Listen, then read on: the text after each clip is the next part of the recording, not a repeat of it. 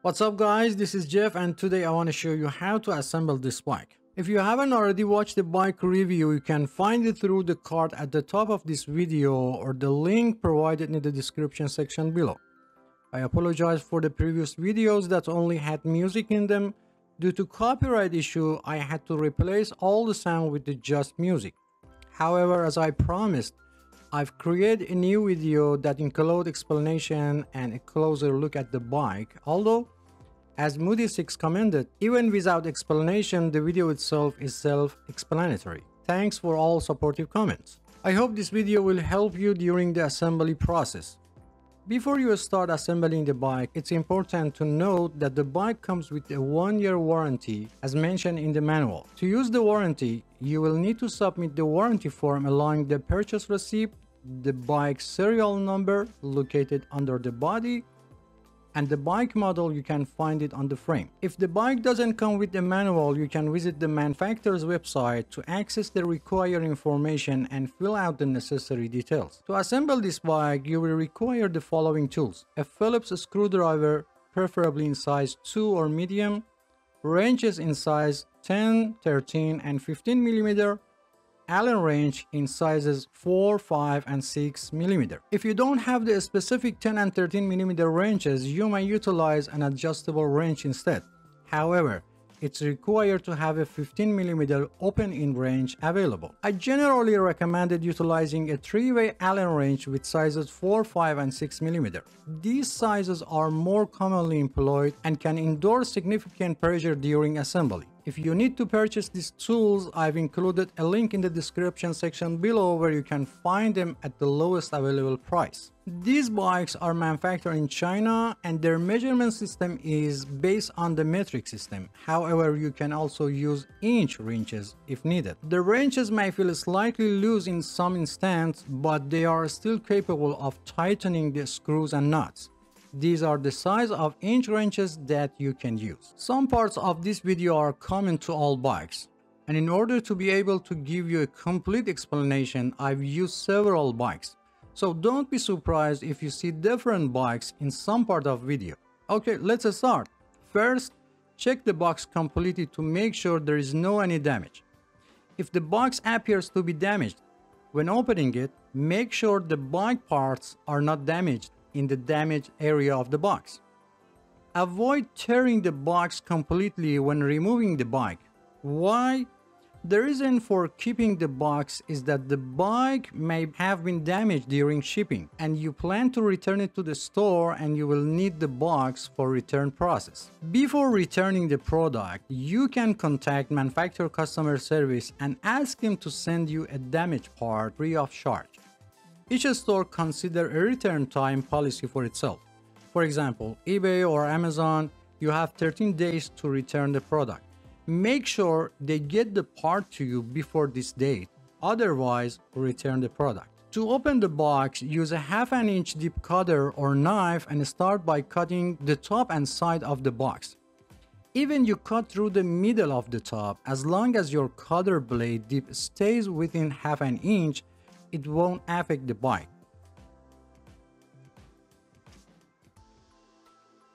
After opening the box, visually inspect the internal components including the wheels, front fork, rear derailleur, and handlebar to make sure they are free of any damage.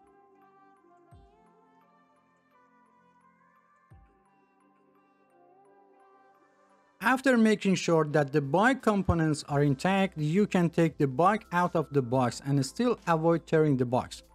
To safely remove the bike, it's recommended to bend your knees slightly and place the box vertically and start taking the bike out in a slow and controlled manner. Pay attention to your posture. Do not put in too much pressure on your back to avoid muscle cramp. After removing the bike from the box, do not forget to check the inside of the box completely and do not throw away until you finish assembling the bike. Many times it happened that a small screw or nut was still hidden inside the box, even under the flaps. Sometimes, especially for bikes 24-inch and up, removing a bike tire can be challenging. Be careful not to apply too much pressure when trying to remove the tire because it can lead to bent or broken spoke. To successfully remove the wheel, gently push the bike forward and backward while rotating the tire in the same direction to release. For ease of assembly, remove all paper and plastic cover from the bike. However, be careful not to damage the paint on the body when removing them, as this may lead to rust over time. Also, be sure to remove any remaining tape from the body, as it will change the bike paint over time.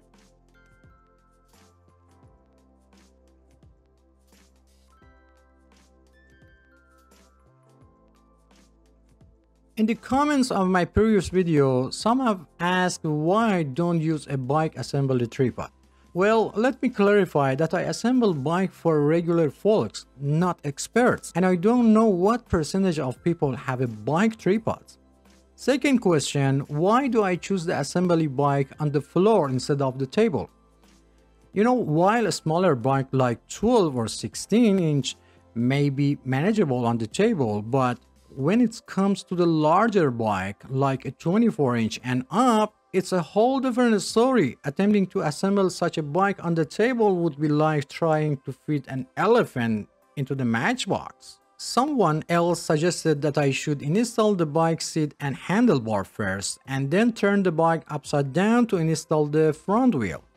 Dear friends, you have the freedom to choose any assembly method you prefer. There is no limitation. However, with your approach, you would need to readjust the seat and handlebar setting once the bike is returning to its upright position. I would appreciate your comments on this matter, as it would be helpful to determine which method is easier overall.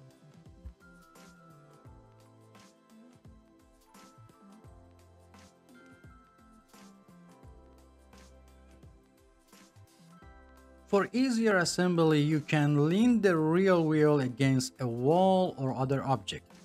However, as you see, it's not necessary. If present, remove the plastic piece from end of the fork.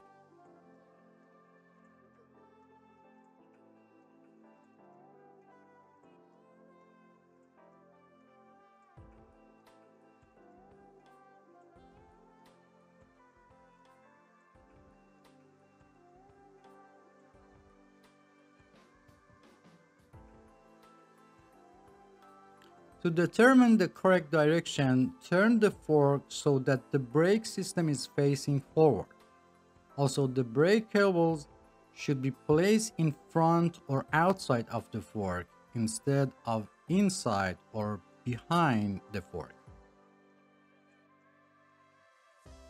Remove the brake knob or brake noodle, or for caliper brakes or V-brakes, slightly loosen the brake wire anchor nut.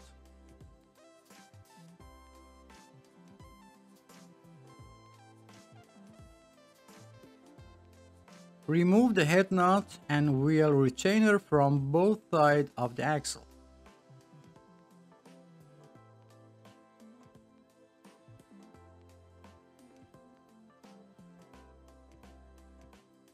Check the tire and, if available, find a direction of rotation of the tire. Lift the bike frame and place the wheel axle in the fork, and then open the kickstand. You will notice that the bike is stable, although it's best to always keep one hand on the bike just to be sure. If the fork was bent and you couldn't put the tire in the fork, I made a video and I've put the link in the description section below how to fix it. There is a hole at the end of the fork. Insert the wheel retainer into the hole and tighten the head nut by hand. In only a few limit models, only washers are used for the wheel retainers. Repeat the same process on the other side. Now align the wheel in the center of the fork and slightly tighten the head nut on the one side.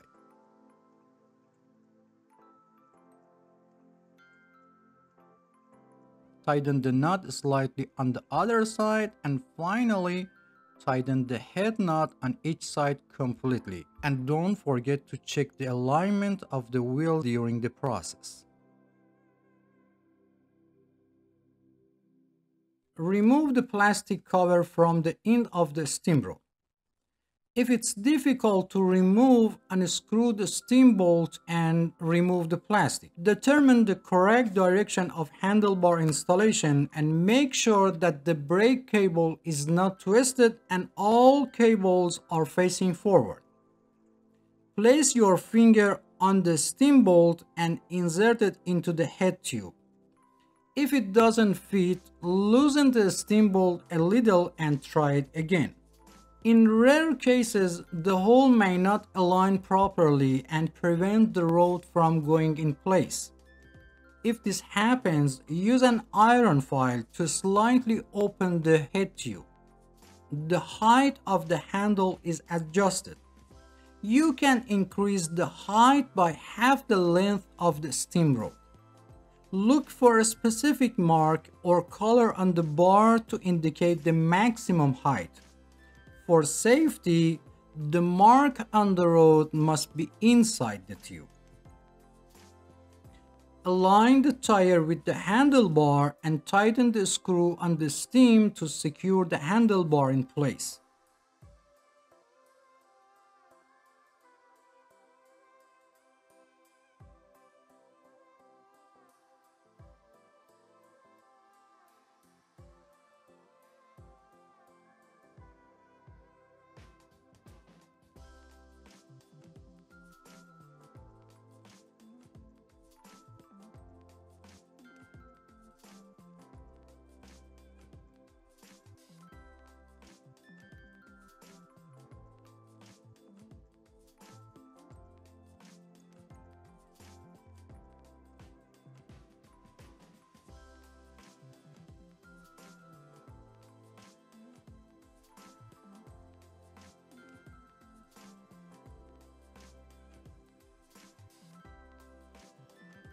Check the position of the wires, brake lever, and shifter to make sure they are properly aligned.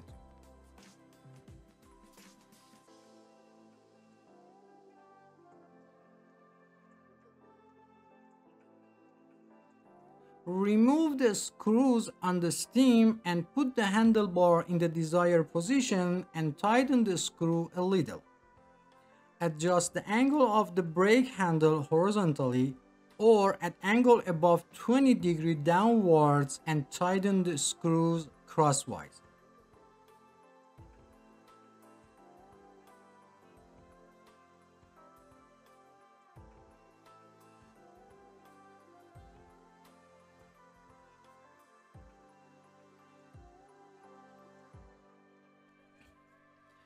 On 99% of bikes, the brake lever adjustment screw is often found next to the brake handle.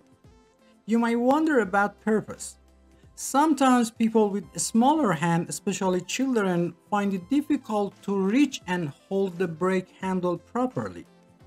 In such case, you can adjust the screw to reduce the distance between the brake handle and the handlebar grips. If necessary, start by loosening the anchor nut that holds the brake's wire.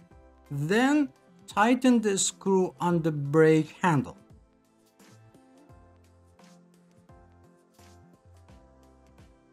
As you do this, you will notice that the brake handle moves closer to the handlebar grip and reducing the distance between them. It's important to note that this adjustment doesn't affect the overall performance of the brake system, and you can always revert it back to its original state if desired. If the reflector is loose, align it horizontally and tighten it with the Phillips screwdriver. However, be careful not to over-tighten the screw because it may cause the reflector to break. Close the adjusting barrel on brake handle completely and make sure that the groove of the adjusting barrel is not aligned with the groove of the brake handle. Check that the brake pads are only in contact with the rim when braking. Press the brake arm and observe the position of the pads and adjust them if necessary.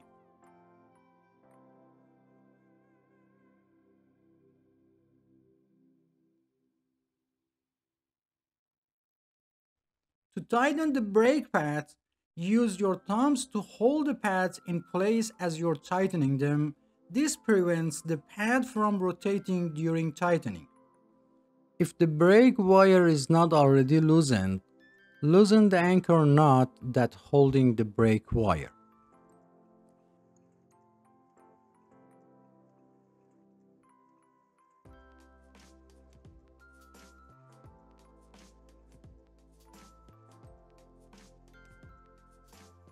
Put the brake knob or brake noodle in place.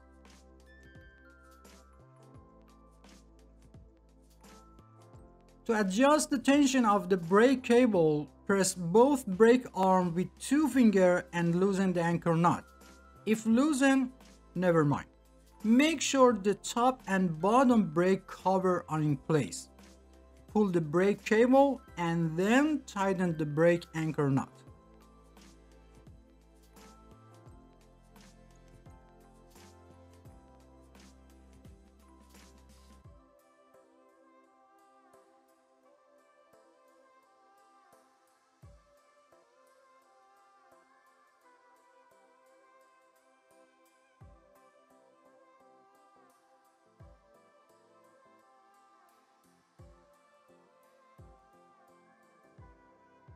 If the brake arms don't move together, start by loosening the 2 tension screws until they are completely loose but still hold in place.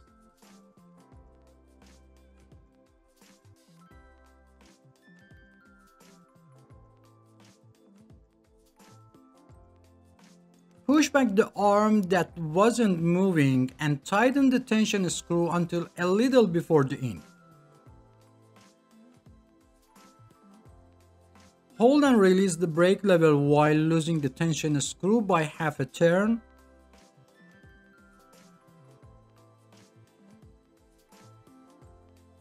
Repeat this process of holding and releasing the brake and loosen the tension screw until both arms move together. Finally, when both arms move together, slightly tighten the tension screw on both sides to make sure it stays in place and won't come off. Test the brake by moving the front wheel and pressing the brake lever to make sure the brakes are set correctly. If the rim is warped or bent, I made a video on how to fix it and I've put the link in the description section below. Ideally, the distance between the brake lever and a grip should not be less than half a full size.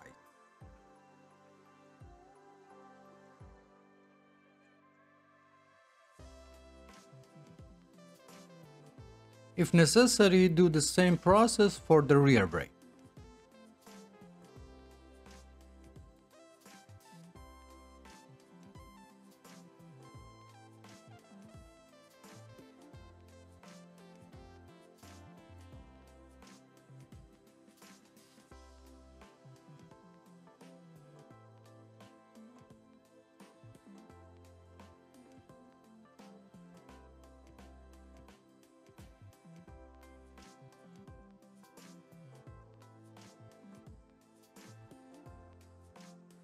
To install the pedals, find the right side of the pedal by checking the letters R or L labeled on the pedals. If there is no label, look for engraved letters on the bottom of the metal part. If the chain has came off the sun wheel or sprocket, reinstall it by placing it on the sprocket with your thumb and turning the pedal once.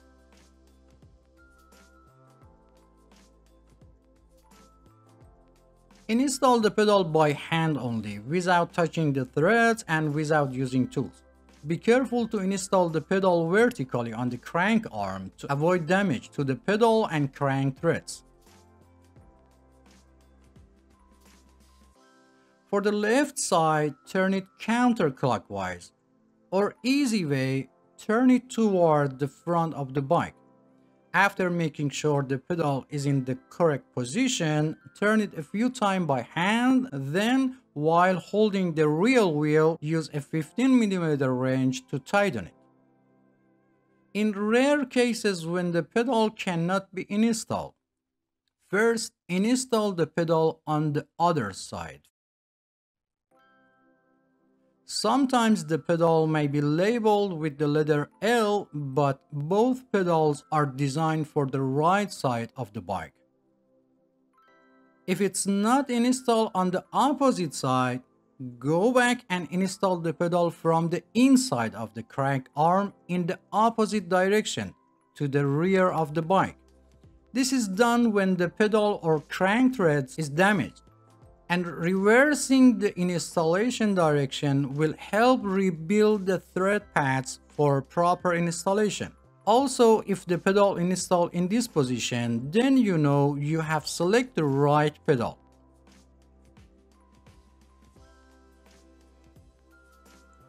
After installing the pedal for one side, repeat the same process for opposite side and make sure that the direction of rotation of the pedal is clockwise or toward the front of the bike. It doesn't matter if it's right or left. Always install them toward the front of the bike. If your wrench gets stuck after tightening the pedal, to remove, push the wrench toward the outside of the crank arm and release it at the same time.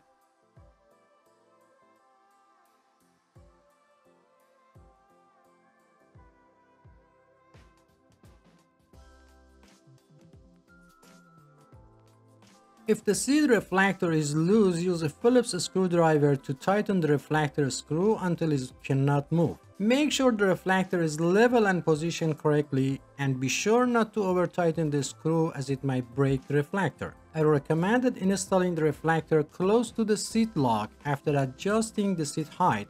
Note that I'm mounting the reflector close to the seat for minimal height.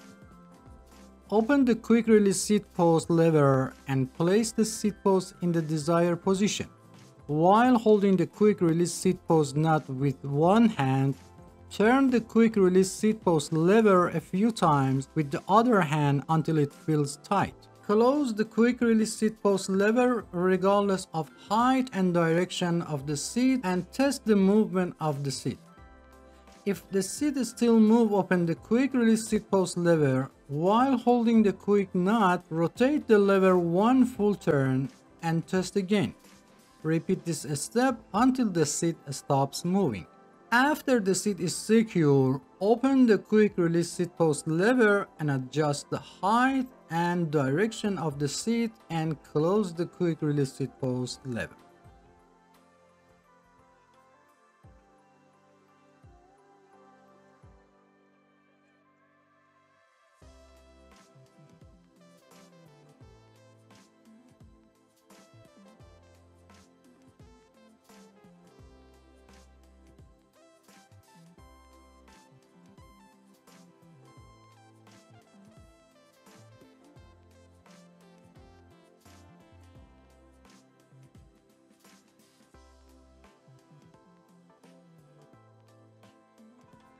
If the seat continues to move after locking, you may need to tighten the seat clamp nuts. Also, if the seat angle needs to be adjusted, loosen the seat clamp nuts a little, change the seat angle, and tighten the nuts again. The height of the seat can be adjusted according to the two age group of people under 18 years old and people over 18 years old. It's important to keep in mind that the body continues to grow until about 18 to 25 of age, and then growth slows down. For children under 14, it's recommended to buy a slightly larger bike to accommodate their future growth and choose the right size for people over 18 years old. It should be noted that the age alone is not a determining factor, and body size and proportion are more important. Some people may be 10 years old but have the same body size as a 13 years old. For bikes with training wheels, it's enough for children's toes to touch the pedals and they can turn them. For bikes without training wheels, the seat height is considered appropriate if toes can touch the floor while sitting on the seat, or one foot should be firmly on the ground while the heel of the other foot is flat on the pedal, or one foot should be on the ground while the toes on the other foot are placed on the pedal and the foot is slightly bent. If for any reason the seat post falls into the seat tube, turn the bike upside down and gently tap the bike body to remove the seat post. Another solution to prevent the post from the falling inside the seat tube is to install the seat post alone first and then attach the seat. This eliminates the possibility of the seat post falling into the pipe during the installation. At the end, it's necessary to check the work done and make sure that all bolts and nuts are properly tightened. When inflating tires, some people inflate the tire to the amount of air indicated on the tire. However, it's important to note that the value displayed on the tire represents the maximum air pressure that the tire can withstand. For most bikes, the recommended air pressure is between 25 to 35 psi. In another way, after inflating to 20 psi, sit on the bike to check the tire pressure. If the tire is not fully inflated, increase the amount of the air. Remember, the weight of the cyclist determines the amount of the tire inflation. To inflate the tire, first remove the valve cap and then put the air pump head on it. Sometimes this is difficult because by pressing the tube valve, the valve goes inside. If the tire is slightly inflated, first deflate it completely. Press your thumb on the back of the valve and place the air pump head on it. Inflate the tire halfway and make sure the tire is still on the rim. If part of tire pops out, release some air pressure, put the pops out area back inside the rim and reinflate it again.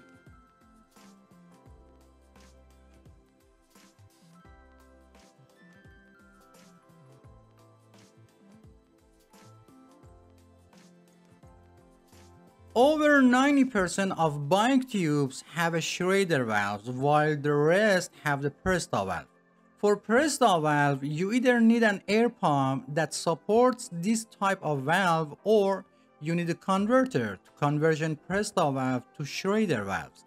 To inflate the Presto model, first tighten the nut holding the valve on the rim, then remove the valve cap and open the nut above the valve all the way.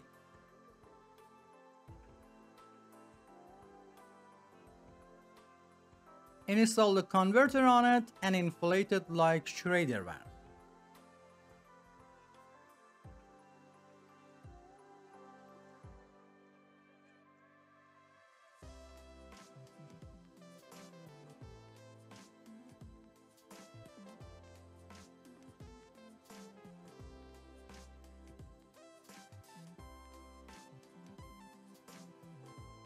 After inflating, first remove the air pump head, then remove the converter and close the nut above the valve again.